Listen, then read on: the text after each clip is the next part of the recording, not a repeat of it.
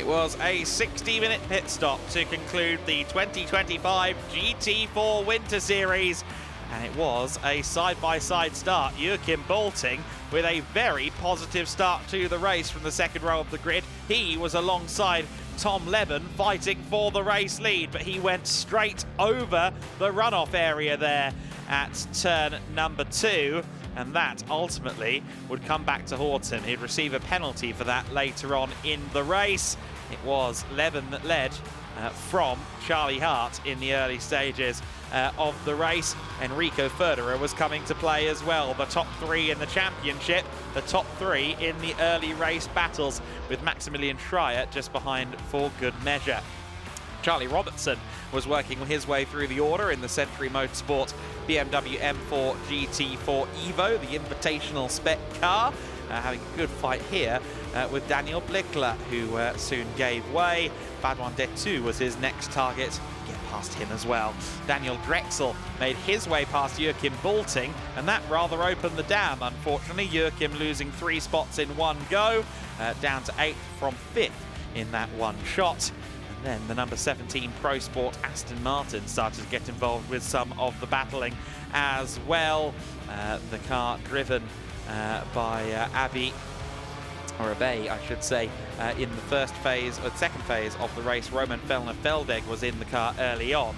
The number 56 Porsche unfortunately came to a halt. Richard Andermark not able to take the checkered flag, and it would be a safety car, but not before a heart-in-the-mouth moment for Enrico Ferderer there, just taking too much curve at turn 2, and it nearly sent him wayward indefinitely.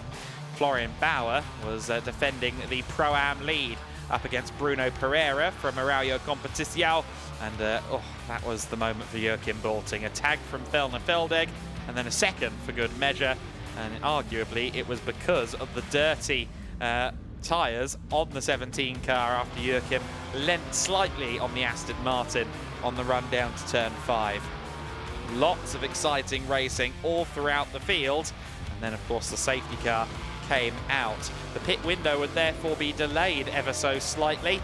Some would elect to pit fairly soon. About a dozen cars came in at the first opportunity, but they are running through the field there.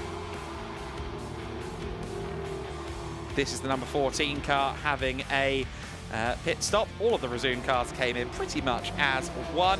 Great to have Resoon Morgan Racing in the GT4 Winter Series this weekend. Side by side between the Cayman Trophy drivers. That's the foot racing by Atlas Ward Porsche getting past the Speedworks machine of Franz Linden.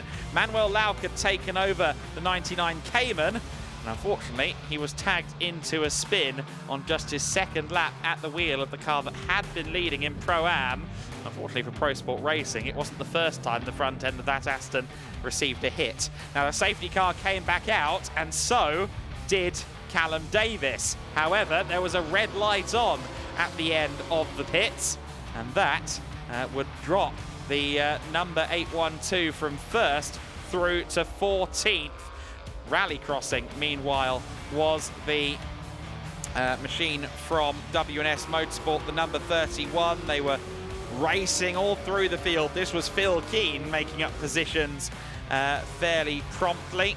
Keane, who eventually finished as the Pro-Am winner, was having a good battle with Cedric Fuchs, who is never ever going to say die in a race battle. And he managed to hold off the AMG Mercedes for a couple of laps. Elite Motorsports, Mackenzie Cresswell now going to war with Callum Davis, not yet aware that there was a penalty looming for Davis. Those two were having a very exciting scrap. Maximilian Hewitt was under pressure from Luciano Schneider and Gonzalo Araujo as they fought for the positions. This was Schneider to the inside of Hewitt for what would ultimately be a position in the overall top 10. Unfortunately, Callum Davis crossed the line first, but not as our winner, owing to a drive-through penalty confirmed just before the finish for exiting the pits on a red light. Unfair sometimes, motorsport, isn't it? Mackenzie Cresswell crossing the line in the lead with the corrected times for the 812. He wins it from J-Mo Hartling. In third position, Benjamin Silvesterson. In fourth place, Victor Bouveng. In fifth position was the Resoon More Than Racing car, the Pro Class entry from that squad. Phil Keane in sixth position. Keane, of course, sharing with Jonathan Curry, who came first among the Pro-Ams. Alan Gabay in seventh place. Max Krumberg winning AM in eighth overall. Luciano Schneider, the Pro-Am, second place car ahead of Gonzalo Araujo, rounding out your overall top 10. In 11th position, it was the Maximilian Hewitt car. In 12th place, it was Luis Moser. In 13th, Daniel Drexel. In 14th, Callum Davis. Luisa Kala in 15th. Nico Grundle in 16th place. Cedric Fuchs in 17th. 18th for Ramyeed. 19th for Carol Kret. Anna Hofmeister in 20th place. In 21st, it was Keith Gatehouse. Anton Abey in 22nd. Martin Kroll in 23rd. Manuel Lauk, Joachim Balting, Mark Ellman and Richard Andermark failing to reach the flag. Meanwhile, down on the podium, I understand Andrew Mather is ready for some presentations.